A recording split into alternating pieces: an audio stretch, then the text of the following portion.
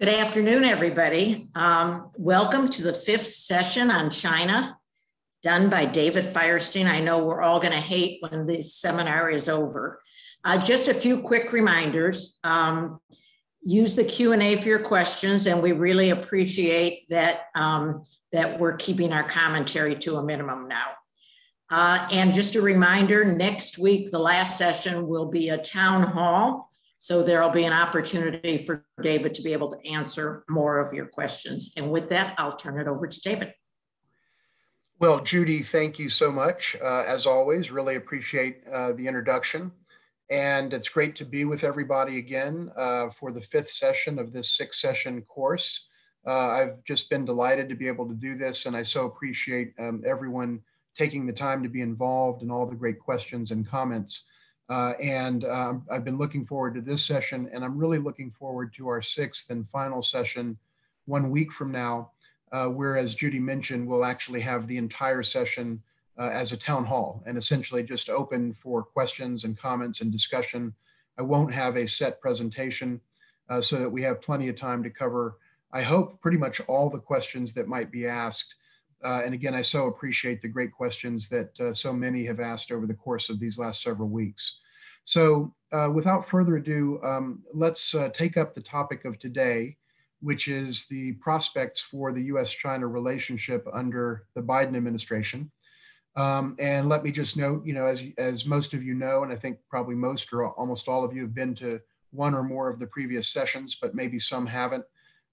We spoke earlier about the history of the U.S. China relationship. We have talked about the issues of trust and the different layers of mistrust within the relationship. We talked about the Trump administration's approach to China. We spoke last week about China's geopolitical aspirations and what they mean for the United States. And then, as I said, this week we'll talk about the Biden administration, which of course is still very, very new. And so this is a very timely topic and one that really is more forward-looking, partly because the Biden administration is still very much in the process of formulating its approach to China. But we'll go through some of the areas where the Biden administration has commented about China and what I think we see as we look at where this administration is going over the next 4 years. So we'll talk about that. What I'd like to do is to start out with just a couple of scene-setting comments, and then I want to talk about where I think the sources of continuity and also change are going to be as we look at the Biden administration relative to the Trump administration. I do think we will see a number of elements of policy and I would say philosophical continuity in terms of the Biden administration's approach toward China, but we will also see some areas of departure.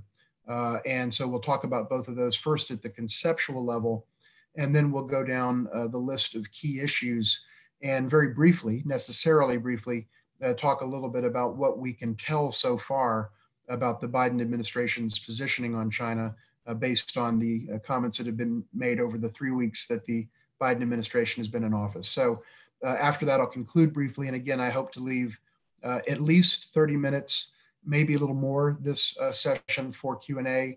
And then, of course, next week we'll have a 100% question and answer session, which I, again, really look forward to. So let's start by just setting the scene. We're 3 weeks into the Biden administration. I think kind of a reflexive thought that many Americans probably have, irrespective of their political persuasion, is that, are we going to see a night and day difference between the Biden administration and its approach to everything and the Trump administration? And that certainly includes China, but is not limited to China. And obviously, there's a whole range of public policy issues which will bear the imprint of the new administration. And so, people wonder, how much will be the same and how much will change. And I think there is a presumption that much will change. And so what we've seen, apart from China specifically, but more generally, is in those first 3 weeks so far that we've seen the Biden administration and President Biden himself have taken actions that in many cases have precisely reversed course and reversed policy relative to the Trump administration's policies on various issues. from climate change to U.S. membership in the World Health Organization to the U.S. approach to nuclear arms negotiations with Russia in terms of the New START nuclear weapons arms control agreement. We have seen changes on things like the Keystone Pipeline, transgender in the military, and a host of other issues where there has literally been a 180-degree shift or a binary change. So the question then arises, to what degree have we seen so far, or will we see 180-degree clear-cut night and day differences in the way that the Biden administration approaches China relative to the way that the Trump administration approached China? And so, I think there would be an expectation that there would be a lot of change very quickly. But the main point I want to make right at the outset is that thus far, there hasn't been any dramatic change really in the way that the United States is engaging China. Of course, it's very early, as we all know, in the Biden administration. But so far, there haven't been these kinds of night and day differences or 180-degree policy shifts with respect to China of the type that we have seen relative to a host of other important public policy questions. So what does that mean? Does that mean that the Biden administration is going to just continue with the Trump administration policies, many of which the Biden administration was the Biden campaign, Joe Biden and Kamala Harris were quite critical of during the course of the presidential campaign? Or is it merely a question of there needs to be a certain amount of time before some of these changes come into place? And in any case, what changes are we likely to see, and so on? These are the questions that I want to talk about in this session. So with that being said, let me kind of make the first point that I want to make at the conceptual level, which is that there is going to be both considerable continuity in the Biden administration's approach to China, but also a number of areas of departure from previous policies. And I want to go through those first at the conceptual level, and then to apply this framework, analytical framework, a little bit more specifically to the specific policy issues that are actually on the U.S. China agenda. And when I do that, I'll refer back to something I referred to earlier, and that was the subject of a question I noticed in last week's session, which is to lay out the 7 areas that I described in terms of issue clusters that are the primary sources of tension and mistrust and turbulence in the relationship. And I'll apply that framework here and talk a little bit about what we're seeing and what we're likely to see. And I'll talk a little bit about possible confidence building measures that we may see between the two countries as we go into the next few weeks and months, and then I'll conclude. So let me start with making 4 points about what I think are going to be areas of broad continuity. And here I'm speaking more at the conceptual or thematic level between relative to the Trump administration and now the Biden administration that is in office. First of all, I think it's very clear that the Biden administration shares the view of the Trump administration that whatever it was that the United States was doing relative to China prior to the Trump administration and historically over the last 2 or 3 decades, that from the perspective of today, of 2021, that approach just didn't work well. The conclusion now is that that approach was flawed. That U.S. approach to China was flawed, and that it did not work well for the United States, and that it did not yield the results that we, the United States, were hoping to see across the partisan aisle under presidents of both parties and under President Trump himself. And so I think the notion that whatever we were doing before wasn't working or didn't work, I think that notion is going to remain an important element of the Biden administration's mindset toward China. And so that would be the first area of continuity that I would cite as we talk about sources of continuity between the two administrations. The second area of continuity, I think, is in this notion of reciprocity.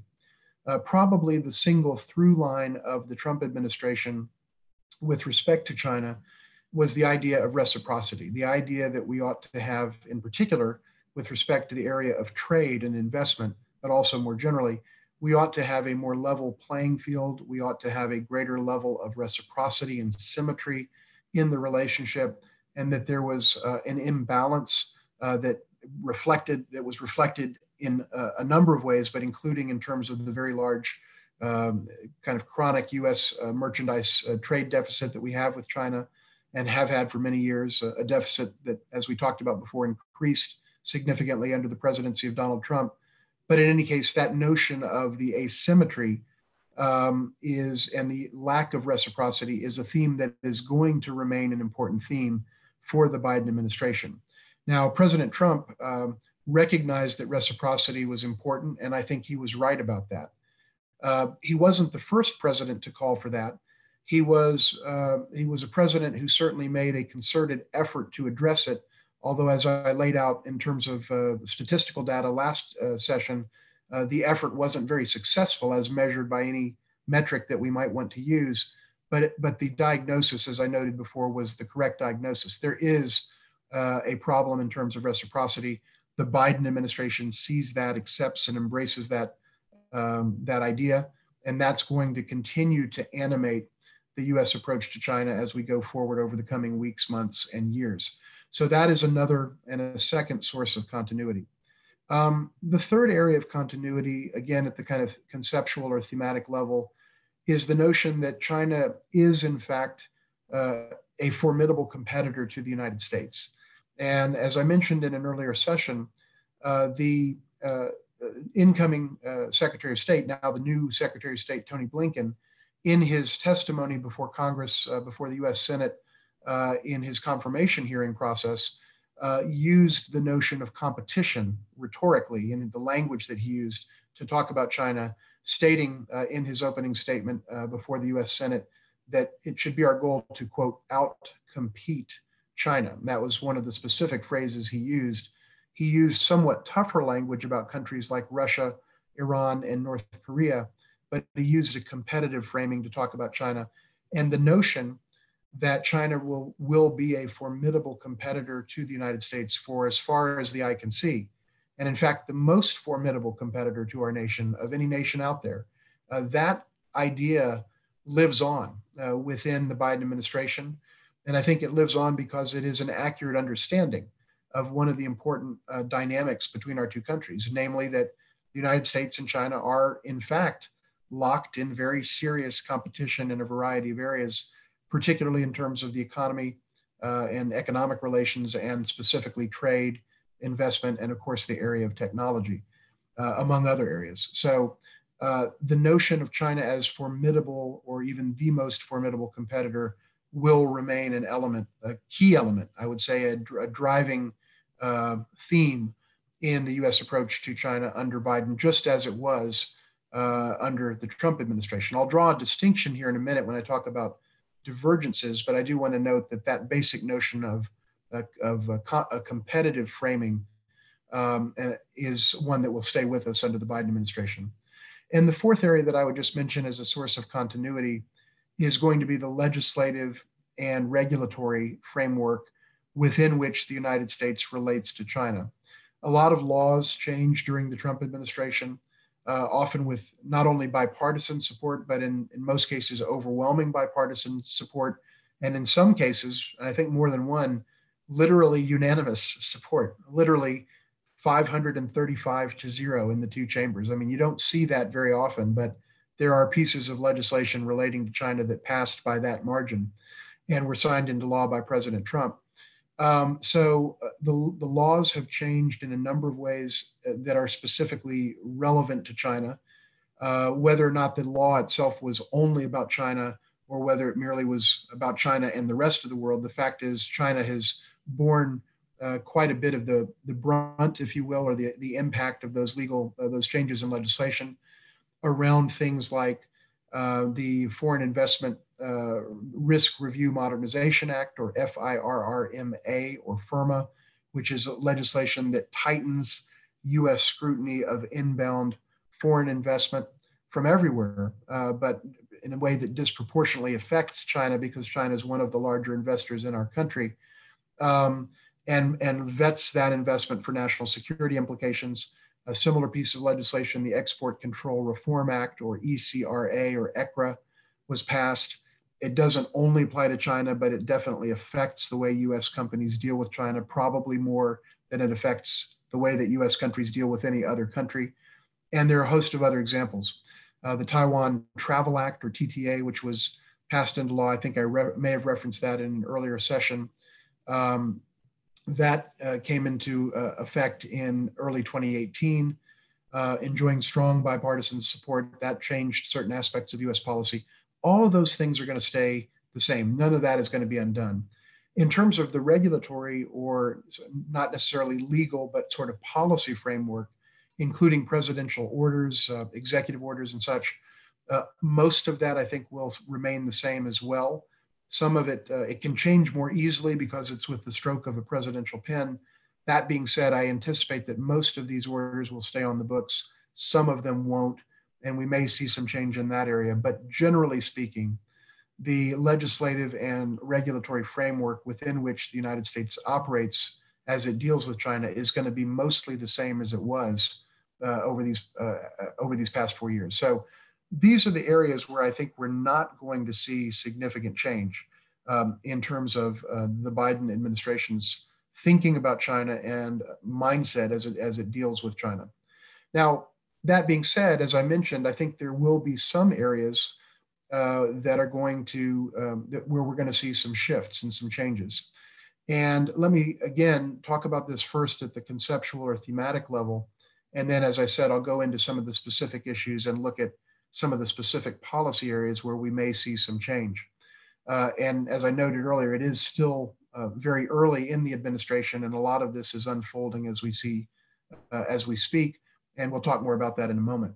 But here, let me make a few points in terms of where I think thematically we're going to see some change in terms of how this administration looks at China. Number one, I noted that the idea of China as formidable competitor is going to remain with us. So that's continuity. Where I think we do see the change is in something that I mentioned, I think last week or the week before, where we now do see a different type of language being used by the president, by the Secretary of State, by other senior administration officials, and a different mindset in one regard. And that is, whereas the Trump administration saw China as certainly a formidable competitor, but in many cases, in terms of certain individuals in the administration and certain allies in Congress, particularly on the Republican side of the aisle, many saw China and do see China as the enemy of our nation. And the Biden administration, in my judgment, and I think the record is quite clear now, even 3 weeks in, based on language of President Biden and Secretary of State Blinken and others, the language is very clear.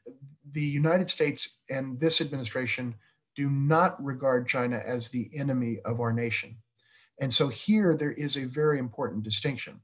Now, yes, China is a formidable competitor. And yes, that's exactly how this administration is describing China. And I think that's exactly right.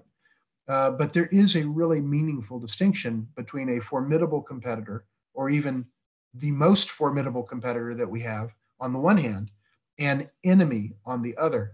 And the difference being that enemies ultimately are countries that you fight wars with, but competitors are countries that you compete with. So just to use one example to make this point pretty emphatically, in the 1980s, I'm sure many of us remember members of the United States Congress taking baseball bats, standing on top of Honda cars and Toyota cars and Subarus, and bashing them with baseball bats because we were so upset as a nation, or certainly a good swath of our public and elite was so upset with Japan that it was exporting its very fine vehicles into our market and displacing our manufacturing and so on. And we saw this play out throughout the 1980s. Japan was a treaty ally and is an important treaty ally of the United States. It was then and it is now. And yet there was a notion of competition. Well, that just shows that we can have a competitive mindset about a country that is not an enemy, and that being in a competitive framing doesn't necessarily by any means mean that we are inherently in an adversarial relationship or a relationship between enemies.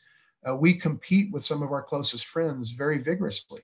And that is certainly true of China. But that distinction is really important. And that is a point of departure for this administration. China is not the enemy in the eyes of this administration.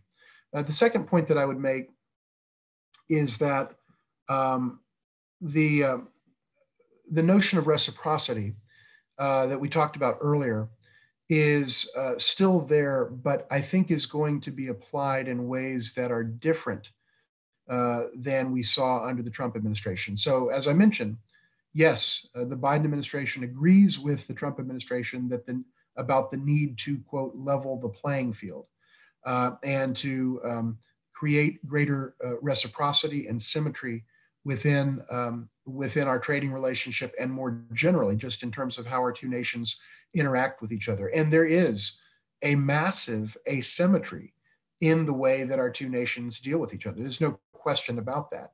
No one has ever contested that. But where this administration, I think, is going to differ is in this regard. I think the Trump administration approached China from a mindset of reciprocity at all costs, reciprocity at all costs. So no matter what, we were going to do, in a sense, to China under the Trump administration, what China was doing to us. So if China did this, we were going to do it here.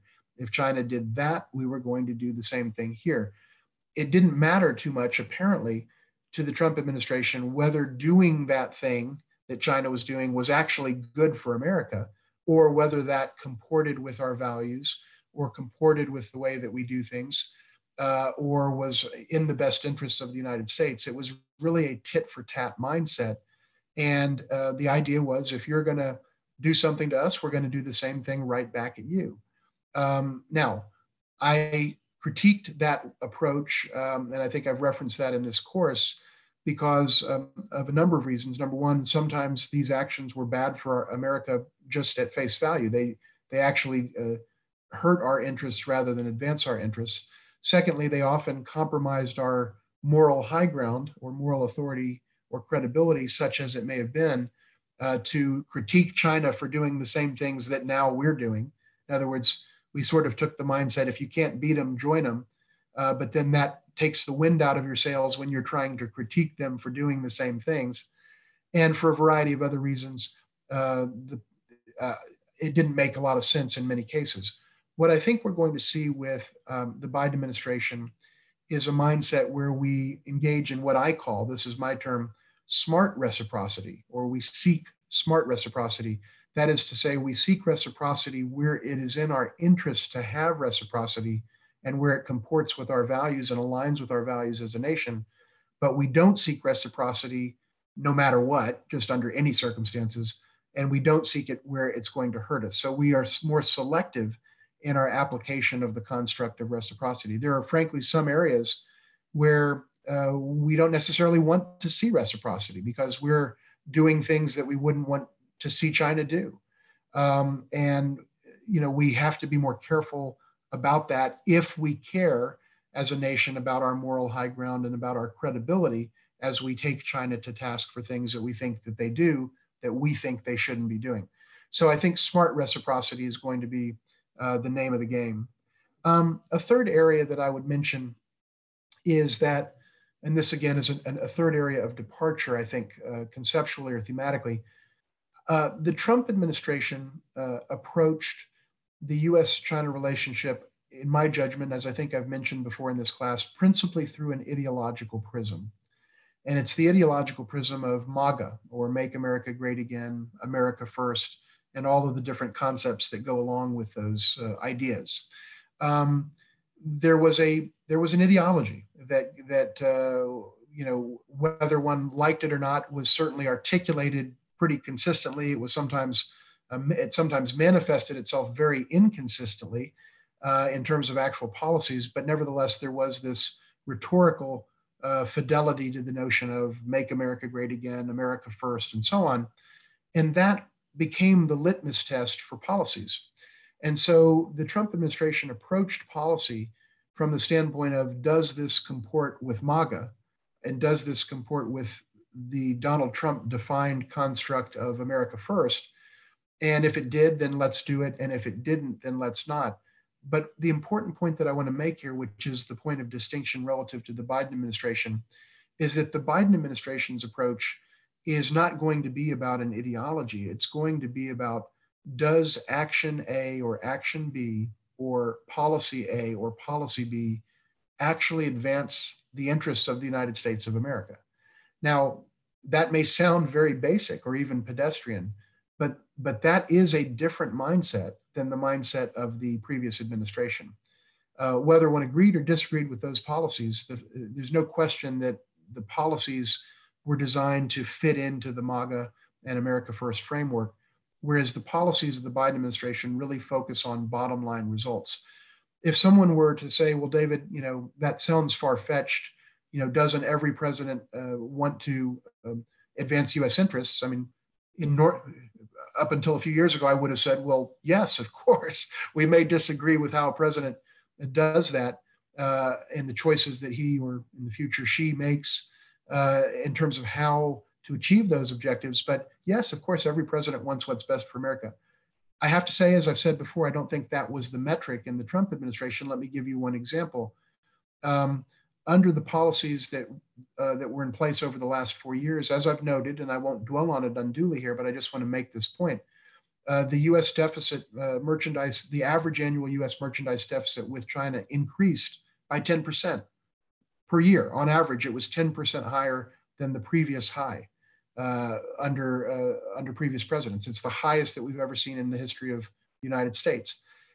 That tells me that the metric of reducing the deficit actually wasn't what was important, because if that had been important, presumably we would have achieved it. But what was important was doing something that felt like it fit into MAGA and fit into America First, and that was the tariffs. Never mind that the tariffs actually unquestionably made our deficit larger. It's just mathematical. That's not a political opinion, it's just the mathematical truth.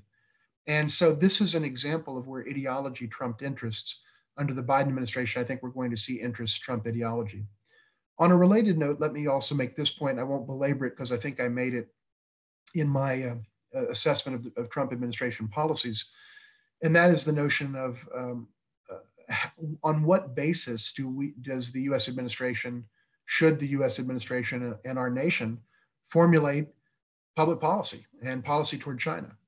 And I don't think there can be any question, factually speaking, that much of the Trump administration's approach to China was predicated on factual falsehoods, literally things that were absolutely categorically and unequivocally untrue. Whereas I think under this administration, we're going to see a fact-based approach. And it should be little surprise that a fact-based approach may very well generate different outcomes than a fiction-based approach. Again, if anyone thinks I'm being too harsh, I just want to cite once again, I won't dwell on it because I've said it earlier, but just to make clear that I'm speaking on the basis of a factual foundation. When President Trump said that it was China that was paying the tariffs, that was demonstrably, empirically, factually false, absolutely, categorically untrue, just not true, full stop. No way, no other way to put it. And so when you think that the other guys are paying the tariffs, you're probably going to tend to rely on tariffs. When you know that it's you that's paying the tariffs, it's the American people, which in fact is the case, then it's probably going to cause you to rely less on tariffs than you would if you thought the bad guys, quote unquote, were paying the tariffs. So this is an example of fiction-based versus fact-based policy deliberation and formulation. And we're going to see a big change in that area. Whether one agrees or disagrees with the policies of the Biden administration, they will be much more fact-based than what we saw during the 4 years of the Trump administration with reference to China. Now, one can draw larger conclusions, but I'm limiting my comments to just speak about the Trump administration's approach to China specifically. So that's another one. And then finally, in terms of areas of departure, we certainly are seeing a different kind of presidential rhetoric. I don't think anybody would disagree with that. We don't see the kinds of tweets and the kinds of off-the-cuff comments and frankly, the kinds of juvenile communications that we saw every single day of the last 4 years from our president. whether one agreed or disagreed with the underlying policies. I don't think anyone would characterize those types of communications as presidential or elegant in many cases. And now we're back to a more conventional style of presidential communication, similar to that of all presidents of both parties prior to President Trump. And so from a communication standpoint, we're back in a more familiar territory in terms of presidents, a president now sounding like presidents of the past and speaking in ways that we expect our president to speak. And likewise for the Secretary of State and other senior officials. So the style of communication has changed already, and that's self-evident. And I think that will bear on the relationship as we go forward. And finally, just on a related note, the negotiating style, I think, of this administration is going to be quite different than that of that we saw over the last 4 years. Negotiations tended to take place over Twitter. They tended to lurch from one position to another. It was not uncommon during the past 4 years to see the President of the United States take position A on Monday morning and literally take position B on Monday afternoon, and position B being exactly the opposite of position A. Literally, that is on the public record. That happened many times, and if not the same day, then the same week, and so forth and so on. A lot of these kinds of reversals, a lot of unpredictability. I think the Trump administration said at the time that this was part of their strategy for communicating, is to keep everyone off balance. Let's just take that at face value. So what we can say now is that this administration has a different approach to communications and to negotiations. And I think those negotiations will be more discreet, more businesslike. The language will be more mature, less juvenile. It'll not be conducted over Twitter. It'll be conducted in settings that are more familiar to presidents and administrations and diplomats. And so from a stylistic standpoint, the negotiation process, I think, is going to change, and the style is going to change. So all of these are areas where I think there will be, and already is evident, some degree of significant change conceptually. And that's what I would suggest is kind of the main areas where we're starting to see some of these thematic differences. Now, that being said, let's talk about how some of these things will manifest themselves in terms of the specific issues that are on the U.S. China agenda. And again, I'll try to wrap up here within about 20 minutes or so, leaving perhaps about 40 minutes, 35, 40 minutes for questions and for discussion. And so let me say a few words about this. Again, as I mentioned earlier, I want to come back and employ again the sort of 7-issue framework that I used earlier. Let me lay out those 7 issues, and then I'll talk a little bit about each one, not in depth, of course, but just to make some key points. And I'll talk a little bit about confidence building and what we might see in terms of confidence building over the coming weeks and months, and then I'll conclude. The 7 issues that I want to briefly touch on are number one, Hong Kong. Number 2, COVID-19. Number 3, trade. Number 4, technology. Number 5, military and security issues. Number 6, in so-called influence operations on the part of China. And number 7, human rights. And I list them in the order that I referred to these before. As a matter of fact, I think I had COVID-19 first, and I'll deal with it first here. But essentially in the order that I listed them in an earlier class when I talked about the issues currently on the agenda. These 7 issues or issue clusters are the issues that are really driving the contention and turbulence and mistrust or decreasing trust in the U.S.-China relationship at present. These are all active, serious, hot-button issues. There are other issues, and some of them are subsets of these, and some of them are other in other categories. But these are the big ones. And so let's talk about what do we think we're seeing, and what will we see? What do we think we will see from the Biden administration around these 7 issues? Let me start with COVID-19, and I won't rehash the whole issue. We talked about that in an earlier class. But the point I want to make is, what difference, if any, will we see in terms of the Biden administration's approach to COVID-19 than we did under Trump? Well, there's a couple of things. And again, this isn't exhaustive, but let me hit high points to just illustrate some of these areas where I think we may see some shifts. So number one, we now have a U.S. president that does not use the phrase and has never used the phrase, quote, China virus, and that does not use the phrase and has never used the phrase, quote, the China plague, unquote. So first and foremost, the president of the United States speaks about these issues very differently than his predecessor, full stop, no question about it. And secondly, you don't hear, on a related note, and kind of the underlying point, you just don't hear this president talking about blaming China for everything in the way that the previous president clearly did on a virtually daily basis. And, again, don't take my word for it. Just look at the thousands of tweets and so on and so forth. President Trump, every time he spoke about COVID-19, virtually without exception, there was a reference to this being China's fault. And again, these nasty, I would argue, racially tinged terms that he specifically used to try to cast aspersions and blame on China, et cetera. So President Biden just doesn't talk that way. So the rhetoric around this has changed.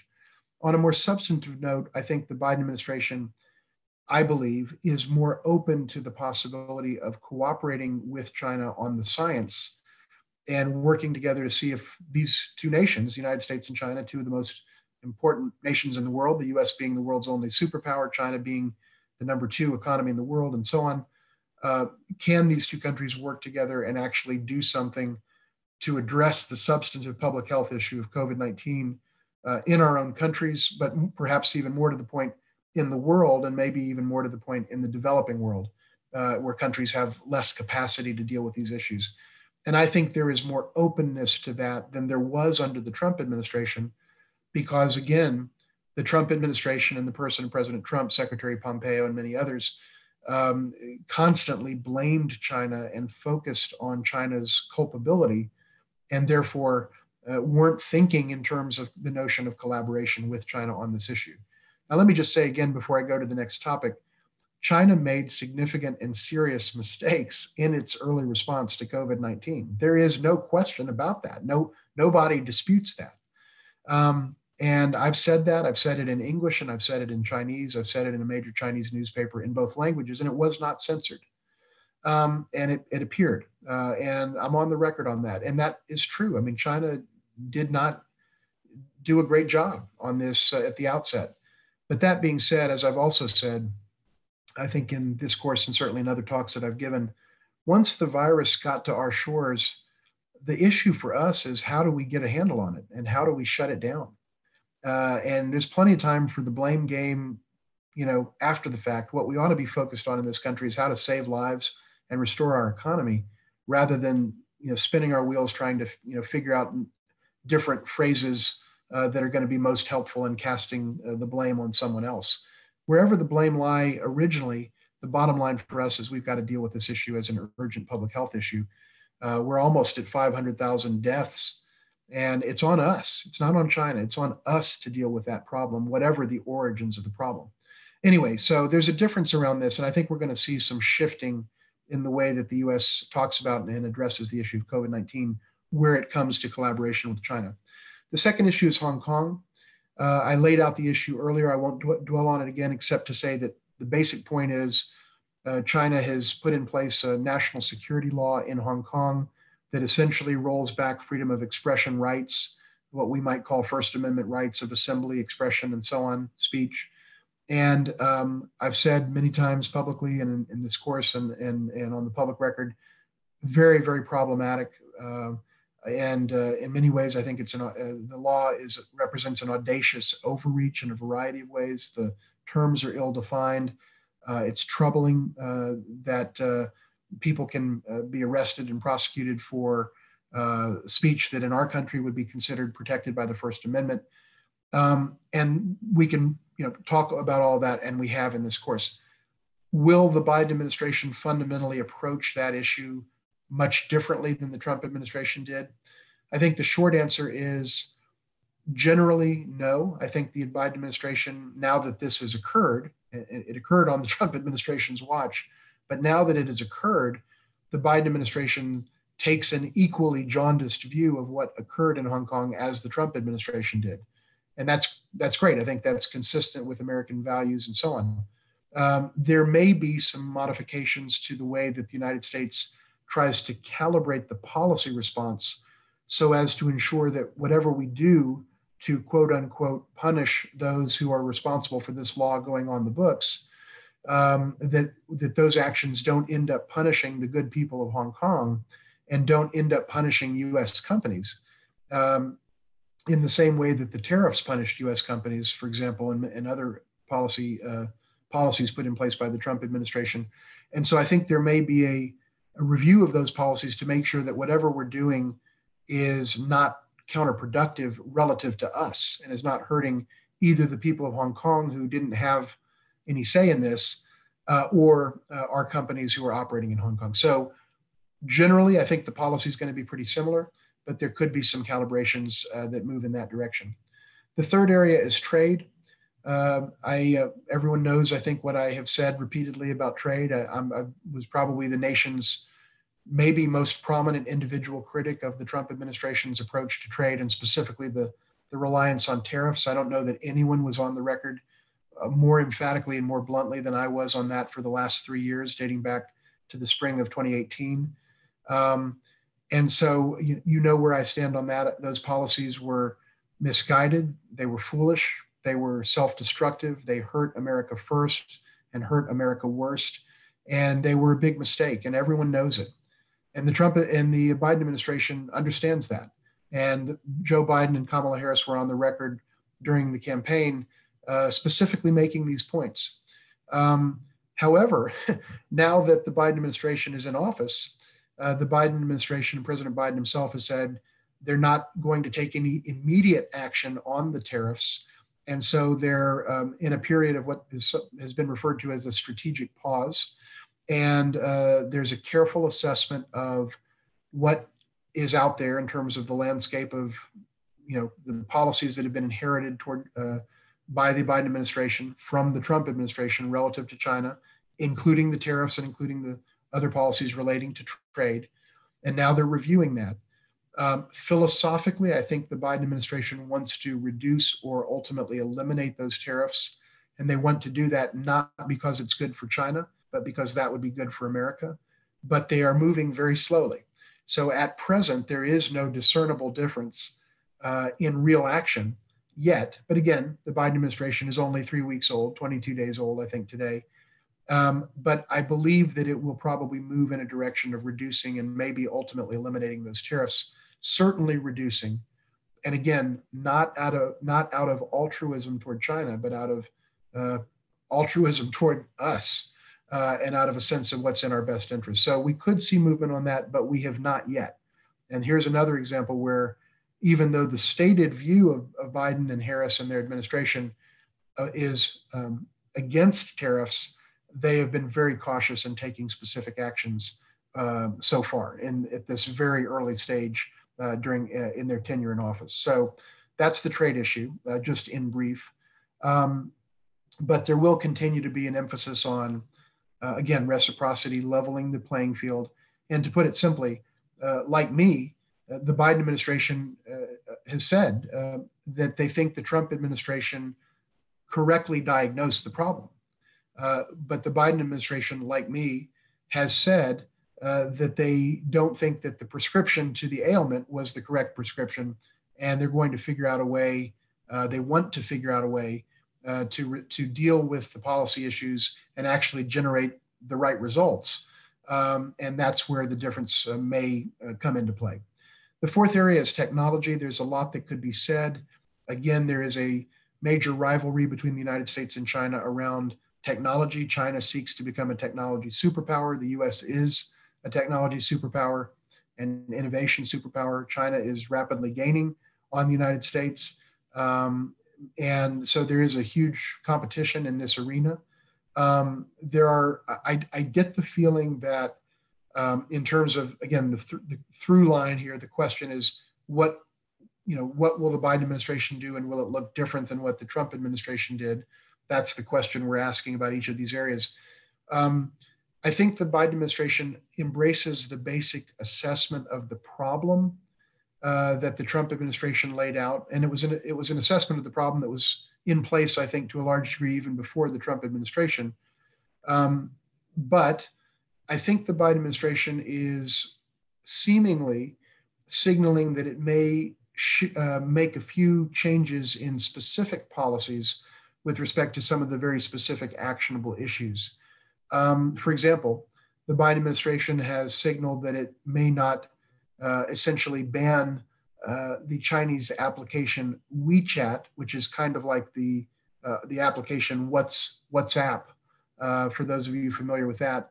But Wechat is really the be all and end all of Chinese cell phone applications. It is kind of the Facebook, the Twitter, and the everything for Chinese, and more than 1 billion people in China alone use it, to say nothing of some folks that deal with China who are outside of China. And the Trump administration had said, we're going to shut this down. We don't want this sold in Apple's application stores and so on. And there was a sense that WeChat was a problem. And the Biden administration is already signaling, and by the way, a U.S. judge blocked the Trump administration's attempt to do that because it ran afoul of some of legal protections and of jurisprudence and so on. But anyway, the point that I want to make here is that the Biden administration looks at this differently. This is one example where there could be a change. There may even be a night and day or a 180-degree change in the posture toward this particular application, the application of WeChat. By the same token, the issue of Huawei, the telecommunications giant, I sense that the Biden administration may look at Huawei a little bit differently than the Trump administration did. There are legitimate security concerns around the notion of a foreign entity, a foreign commercial entity like Huawei, helping build out a telecommunications infrastructure because of the possibility that a foreign entity could be used by a foreign intelligence agency to place backdoors into its system that would then give a hostile intelligence service access to our information, et cetera. That concern is legitimate. We know that because we did that to China some years ago. Literally, we did it. The NSA put backdoors into Cisco gear, and it's all in the public record. And I wouldn't know it if it weren't in the public record. But our intelligence agencies did exactly this to China. So we know that China could conceivably do it to us. Those concerns are legitimate. But I get the impression that maybe the Biden administration will look at this particular issue a little differently and more with a mindset of solving the problem rather than merely saying, let's ban this entire company. Because, by the way, when you ban Huawei from the United States, you're hurting the American companies that supplied Huawei with their products. And that's the other side of this that people just don't seem to think about or care about. But these issues are complex. They're not just as simple as they may have seemed to President Trump or others around him. There are second and third order and fourth order implications to these decisions. I have a feeling that this administration may look at that one and other issues a little bit differently. And we see a little bit of signaling suggesting that. Not night and day, it hasn't changed yet, but I'm sensing that that's one area that could change. Military, I don't think we're going to see a very significant departure from Trump administration approaches to the military issues on the U.S. China agenda. Specifically, China's approach to Taiwan across the Taiwan Strait, which has become much more aggressive. And I cited, I think earlier, a couple of sessions ago, the increased number and indeed record number of Chinese incursions into what Taiwan regards as its Air Defense Identification Zone, or ADIZ. And so you see increase just numerically, you can see the statistical data that supports the assertion that China has been more aggressive. I think the Biden administration will approach that in much the same way that the Trump administration did. And seemingly the Biden administration is approaching the broader topic of Taiwan and the U.S. relationship with Taiwan in much along the lines of the trajectory that was established by the Trump administration. And by the way, as I've said before, I have not criticized, I personally haven't been critical of the Trump administration's approach to the issue of Taiwan. I think they calibrated it broadly pretty well, and I suspect that the Biden administration is going to continue along those lines. So that's Taiwan. On the South China Sea, which is another military and security issue, I think we will see broad continuity from the Trump administration to the Biden administration. I don't think we're going to see significant change here. The U.S. policy has been in place for many years. The Trump administration's approach itself was a continuation, essentially, of the Obama administration's approach, and this issue mainly flared up in the year 2010 when President Obama was president, and became kind of the modern era issue that it is now around that time. That's when it really flared up and became kind of an attention-grabbing issue in the agenda. So I think we see broad consistency there. I don't think we're going to see major departures or really any perceptible departures in these areas. The essence of the policy is going to remain the same. So, that's what I would say about the military and security issues. The issue of so-called influence operations, I think the Biden administration continues to be sensitive to any notion of, as the Trump administration definitely was, to any notion of so-called Chinese influence operations in the United States, which are efforts on the part of China to inform and influence U.S. public opinion in support of China's foreign policy objectives. Look, as I've said before, every country engages in efforts to inform and influence foreign publics in support of their own nation's foreign policy objectives. China uses some methodologies that are a little sharper elbowed than some other countries. I think that's fair to say. And in some cases, I think those methodologies are problematic. In many cases, however, they're protected by U.S. law. So there are some tough issues there from a public policy standpoint for the United States to grapple with. As I may have mentioned before, this could be an area where if the United States under the Biden administration, or for that matter, speaking retrospectively under the Trump administration, sought to address these problems, you could very well end up with a solution that ended up being worse than the problem in terms of limitations on free speech, constitutional issues, First Amendment issues, and a variety of other things. But the bottom line is China does seek to influence our opinion in this country, just as we seek to influence theirs. And it's out there, and I think the Biden administration will continue to have a high level of vigilance around this, but I suspect that there will be a little bit more calibration and moderation around this cluster of issues. And I'll talk a bit about this in a second when I talk about some of the public diplomacy programs as I talk about confidence building.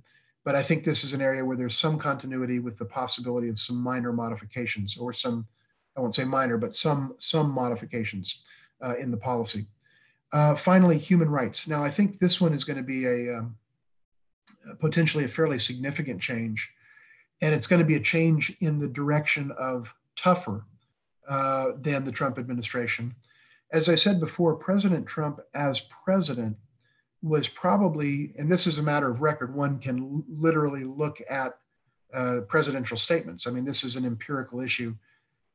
If you count the number of words, President Trump was the mutest on China human rights issues of any president in American history in the modern era. I mean, since normalization of relations. He said virtually nothing. I'm not saying nothing, but virtually nothing about human rights in China. It just wasn't an issue that he spoke about to the same degree that previous U.S. presidents of both parties had historically spoken about it.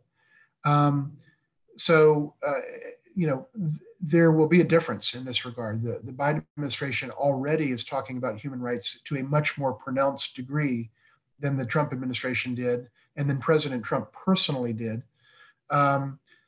In fact, in the call that President Biden just had with Chinese President Xi Jinping, human rights was very much a focal point of that call. That is a departure.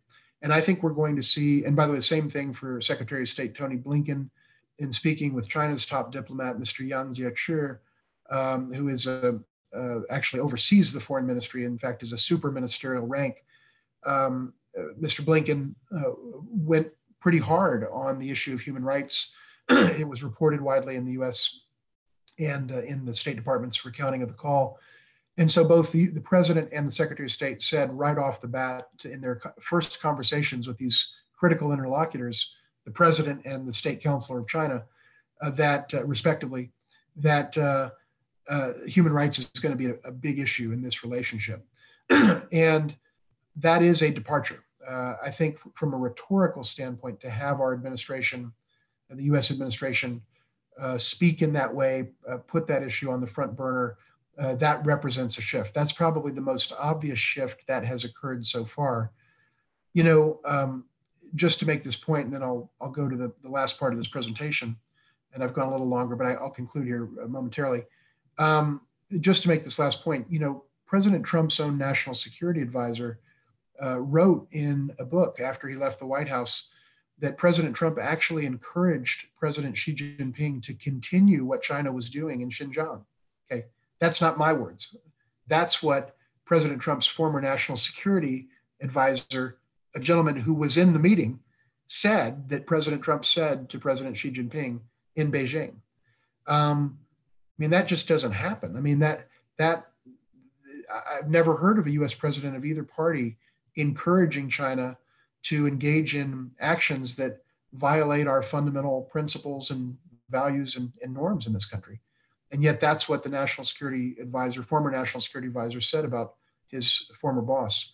So, I mean, there will be a major difference in the way that the United States approaches human rights at the presidential level. And that's where we'll see the difference. Briefly, I just want to say, I think the United States and China would find it in both countries' interests to engage in some confidence building and to try to get this relationship stabilized and functional. Let's not be more ambitious than that. Let's not say, let's make it the best, let's not be best buddies. Let's not seek to be right away best buddies, best friends,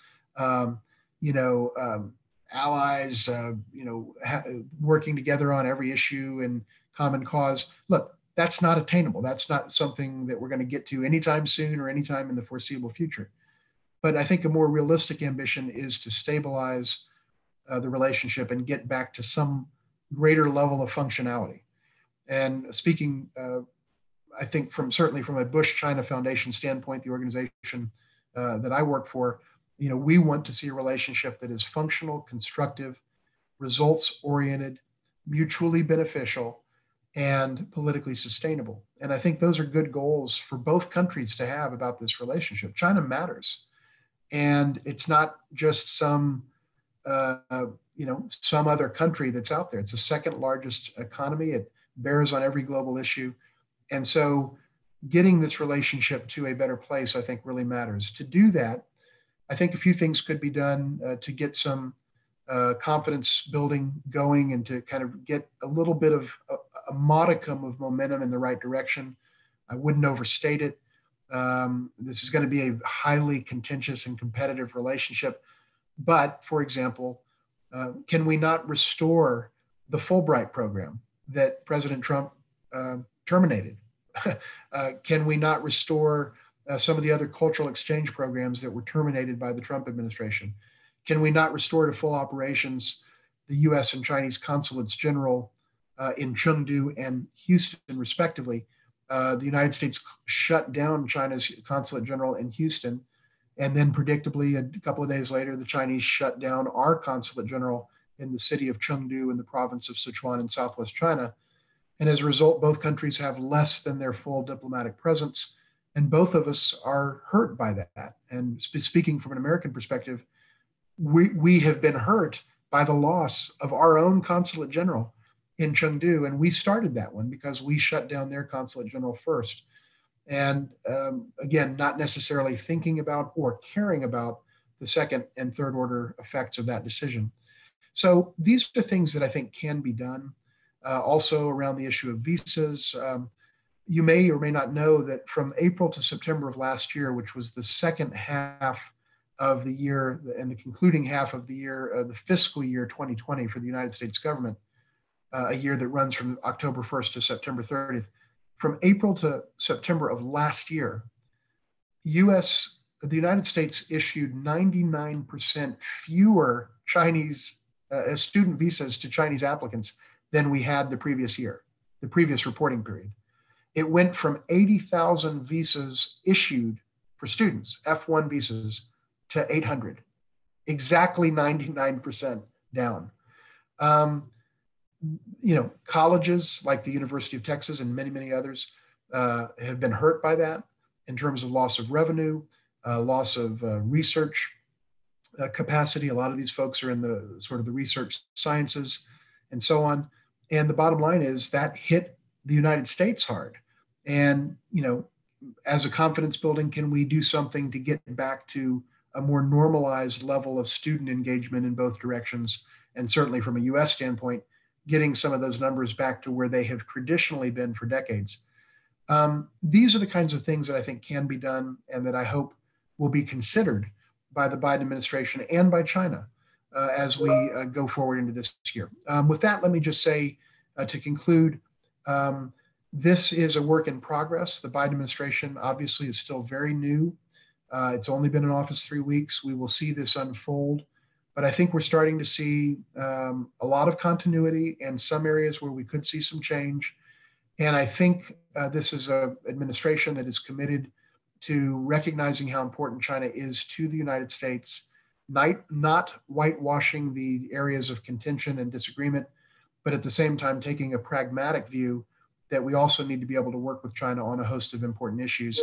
And I think that's the mindset we're going to see as we go through this year and over the next several years. With that, I'll conclude, and I once again look forward to your questions and your comments. Thank you very much. David, thank you once again for a really enlightening session and sharing your perspective and expertise. We have many questions. Penny Appleby starts with, Biden has asked for a review on China. Do you think he will hear some of the things you've spoken about? Yes, that's exactly right. Biden has asked for a review on China. He's looking at this carefully, and that's exactly as it should be. You don't want to take rash actions. You want to know what you're doing and what those second and third order effects are going to be. And so I think that's exactly the right approach. And I do think that the Biden administration is very well served by the people in the administration. These are all really the people in the foreign policy, on the foreign policy team of this administration, the Secretary of State, the National Security Advisor, the Secretary of Defense, the U.S. Ambassador to the United Nations, the head of the U.S. Agency for International Development, and the list goes on. All of these are people that served in very senior capacities in the Obama-Biden administration and probably in previous Democratic administrations as well, and in most cases. And so these are really experienced folks. They know foreign policy well, and they're thoughtful people, whether one agrees or disagrees, or whether I agree or disagree with particular approaches to particular issues. There's no question that this is a very talented team. And I think they're taking into account all of these kinds of considerations. I think they're very clear-eyed. And from every comment that I've seen made publicly so far about China by senior and authoritative people in this administration, my distinct impression is that this administration is very serious about the need to correctly calibrate the U.S. approach to China. There is a sense that much of the diagnosis was correct, as I mentioned earlier, but there definitely is a sense that the policies that were put in place as a response to that diagnosis were not the correct policies. And so there's an effort to try to calibrate that and find ways to actually advance U.S. interests and to get this relationship to a better place. As I said, I may have said in an earlier context, I may not have said it in this course, but I've said it in other talks. The campaign slogan of the Biden administration was to build back better. And I think that also sums up what this administration seeks to do with respect to China and the U.S.-China relationship. I think it wants to build back better the U.S.-China relationship. It was functional before, but it was not perfect. And so building on some of the successes, such as they were of the Trump administration, and there were a few with respect to China, and building on some of the mistakes that were made, and I think there were more than a few in my judgment, and I believe the Biden administration would agree with that. They're going to try to take that, think about it seriously, and put together a policy that makes better sense for our country. And I certainly wish them the best in doing that. Thanks, David. I have a question, actually, as a follow-on. Do you and the Bush China Foundation have communication lines into the administration? And if so, could you comment on that? Yes. And Judy, thank you. And the answer is yes, we do. And let me also hasten to say, we had very good working relationships with the key people in the Trump administration, a number of whom I knew quite well from my time in the United States Foreign Service. And there were some really talented and professional people working on China in the Trump administration. I strongly disagreed with some of the things that they did, and as I've made clear here, and they certainly knew that. But there was a relationship of mutual respect. We had meetings in the old executive office building at the National Security Council, in the U.S. Trade Representative's office, Department of Commerce, of course, the State Department, and so on. So we had good relationships with the Trump administration. Similarly, we have very good relationships with folks in the Biden administration.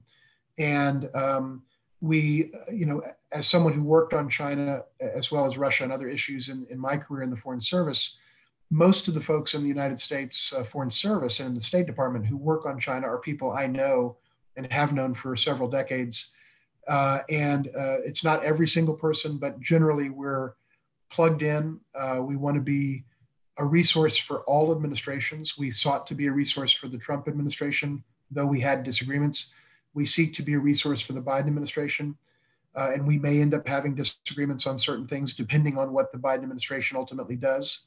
For example, if the Biden administration, if I may just say parenthetically, if the Biden administration keeps the tariffs, I will be just as critical of the Biden administration as I was of the Trump administration, because keeping the U.S. tariffs on incoming Chinese goods and imports is a really dumb idea that is bad for America.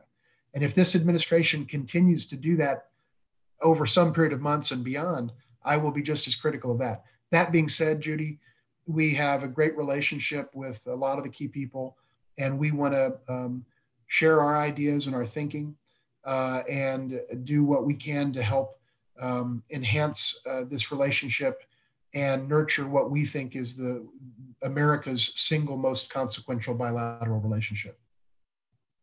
Thank you, David. Beverly Rowland has a question. What are China's aspirations towards Hong Kong? That's a very good question.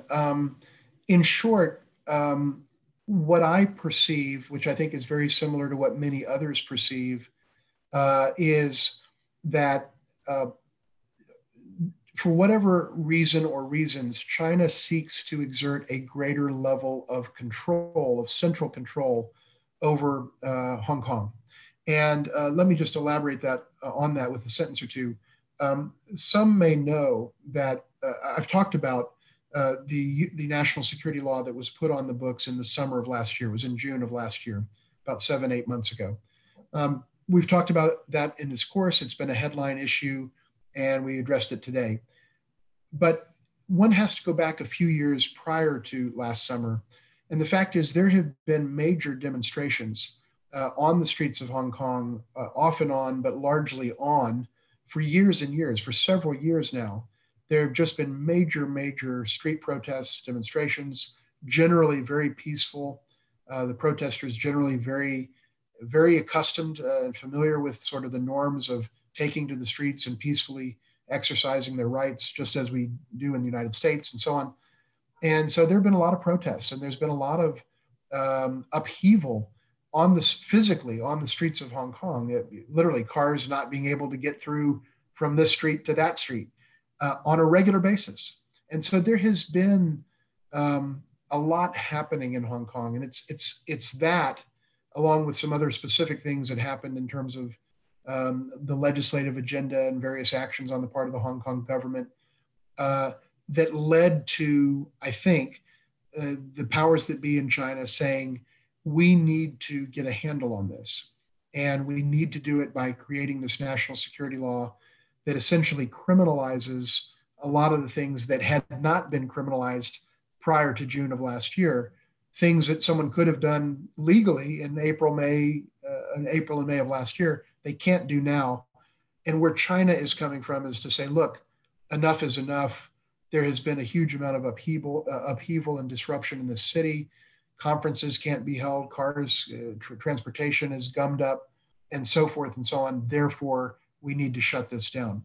Now, as I've said many times, including just in this session, I think that the way that China has done that is really problematic and troubling and even alarming.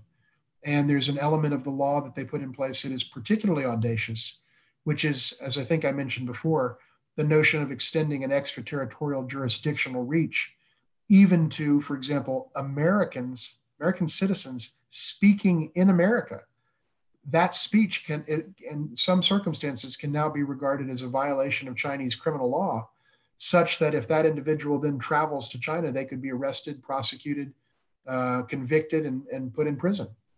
That is outrageous. And that's an audacious overreach. I mean, as I've said before, even we don't do that. So there are problems with the law, but what I'm explaining is this is the context in which the Chinese, I think, have tried to do this. They are trying to exert greater control to get Hong Kong, in their judgment, as they would put it, as they would see it, back to a fully functional, operational city where business can get done, cars can travel, drive down the streets, public transportation isn't jammed up, people can hold events, tourism can occur, commerce can occur. This is what they're trying to do. In my judgment, I think the prescription to the ailment is flawed in a number of really important ways, as I've said, but that's what the Chinese are trying to do in terms of the question that was asked about why, what is China's aspiration in terms of Hong Kong. That said, let me just say one last sentence. I think China wants to see Hong Kong continue to be, quote, the pearl of Asia and continue to be a robust and important center of finance in the world. I mean, Hong Kong is a city, but it's one of the largest and most vibrant economies on the planet Earth. I mean, it's a city like no other. I don't think China wants to kill the golden goose, but my fear, having many good friends in Hong Kong, is that China may end up killing the golden goose through some of these heavy-handed policies, but that's not the objective of China. China wants to see the golden goose continue to produce golden eggs. It wants to see Hong Kong continue to thrive. Can Hong Kong thrive with this law on the books in the way that it did historically? That is a very interesting question, and we'll see how that plays out over some period of time. Thanks, David. I actually have two questions for you from Ron Patton. The first one is one you could only get in your hometown, so get ready. He says, I recall that you gave a valedictorian speech at McCallum High School. Is that correct? That is correct. That is correct. And I'm stunned and blown away that there's anyone in this city that remembers that, but I'm humbled to acknowledge that is correct. His second question is, many Americans believe that the best political system is democracy. Do you think that democracy is feasible in Chinese culture? That's a really profound question. Well, let me give a couple of answers to that. The most immediate answer that is, in a sense, obvious is yes, it is possible. And why do I say that? What do I mean specifically? It's possible because we see democracy in Taiwan, and Taiwan is Chinese culture. People in Taiwan are overwhelmingly ethnically Han, that is to say, ethnically Chinese. People in Taiwan would describe their culture as Chinese culture. That's, in other words, it's not a reference to the mainland, it's a reference to the notion of Chinese culture. Chinese culture exists in Taiwan. Chinese culture also exists in the mainland. It also exists in Hong Kong. But if we look at the case of Taiwan, democracy, thriving, real, robust, messy, but really strong democracy lives in Taiwan. And so can Can democracy exist in a Chinese cultural setting, in a Chinese society, a culturally Chinese society? Absolutely, yes, it does. It does in Taiwan. So there's no question that that can be the case because that is the case. If the question really is, can democracy work and be feasible in China? I think I think the answer is in principle, yes. But every country, what I've seen in my life and career and living and working overseas and dealing with a lot of different countries and working in China, working and living in Taiwan at one point, being in the mainland, being in Russia, what I've kind of gleaned from that is that ultimately the only way that it works is for a people to get there themselves. They have to want to get there, and they have to get there on their own.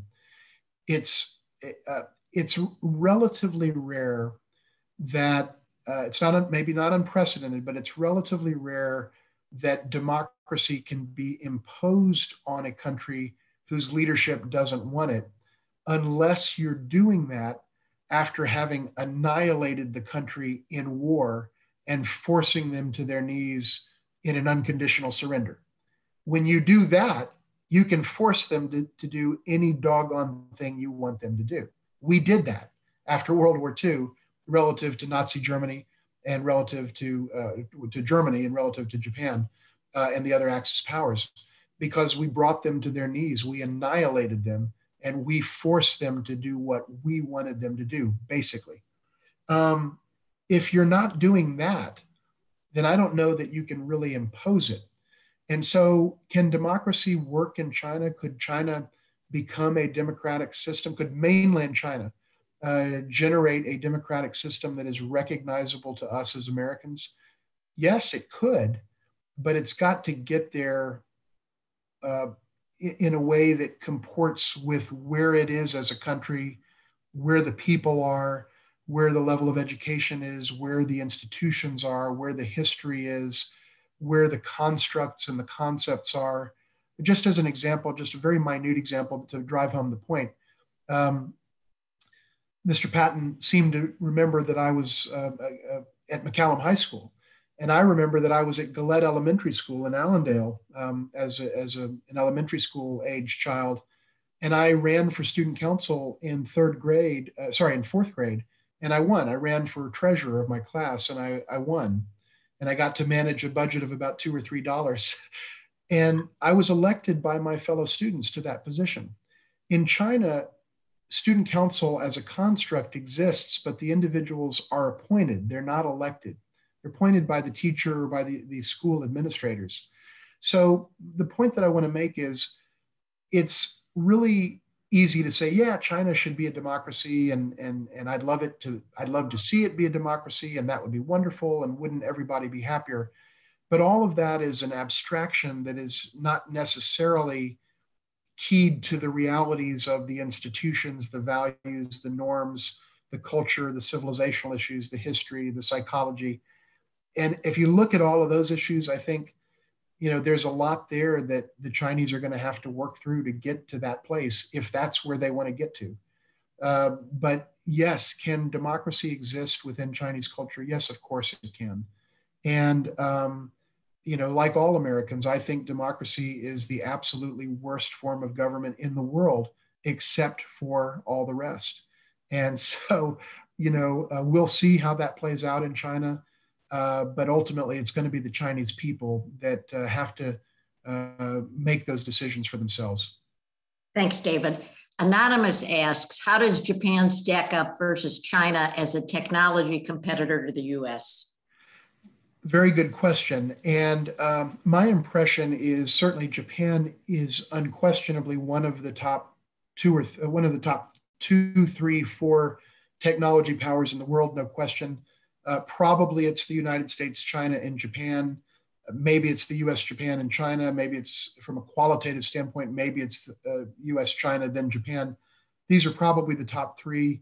I think the innovativeness, if you will, of the Japanese economy is just about unlike anything that we see anywhere except perhaps in the United States. The things that Japan does economically are incredible. The inventions, the resourcefulness, the ability to come up with fixes to problems that other countries somehow didn't come up with. I mean, having spent a fair amount of time in Japan over the years, I marvel at it. It's just astonishing. That being said, I get the impression that China is right about there now with Japan in certain respects, in terms of innovation, in terms of advanced areas of the 21st century economy, like quantum physics, like artificial intelligence, some of the biosciences. I think China numerically is generating now more patents than even America, and definitely more than Japan.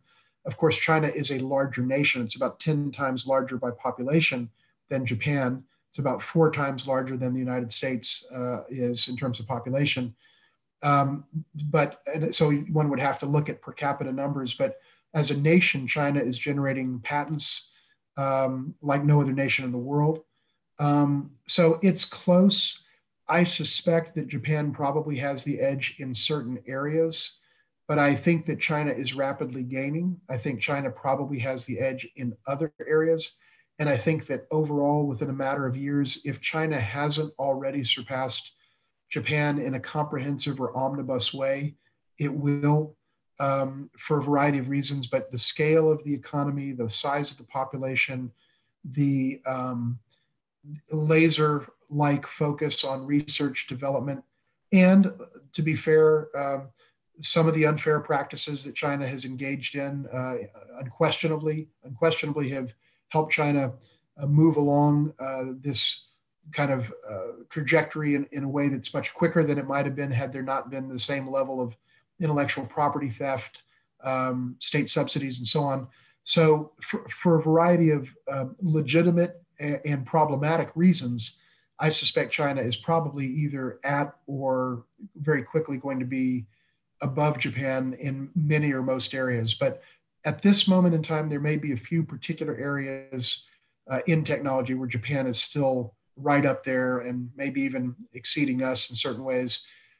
And they still are a powerhouse, but China is closing that gap very quickly. Thanks, David. And it looks like this next one will be our last question. Dave S. asks, is it likely that the Biden administration will cooperate with the EU in areas where we have common issues with China?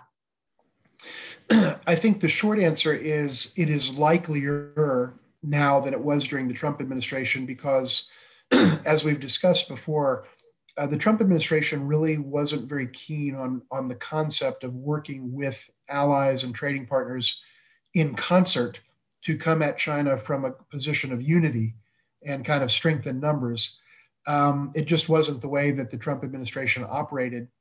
And if I might parenthetically note, just to kind of drive home that point, NATO Pew Research Center polled, a major U.S. polling group polled, as it does every year, European views of the United States. And it polled U.S. NATO allies. These are our treaty allies, all for one, one for all. If we ever get attacked, they fight for us, our closest allies in the world. And Xi Jinping had a higher popularity than Trump in every single NATO nation that was polled, as polled by a U.S. public opinion, the most authoritative U.S. public opinion polling firm. So one of the issues with the notion of collaborating with Europe, for example, during the Trump administration, is that President Trump just wasn't very popular there for a lot of very good reasons, for a lot of reasons that made sense to the Europeans. Let's put it that way. And so, that was part of the dynamic.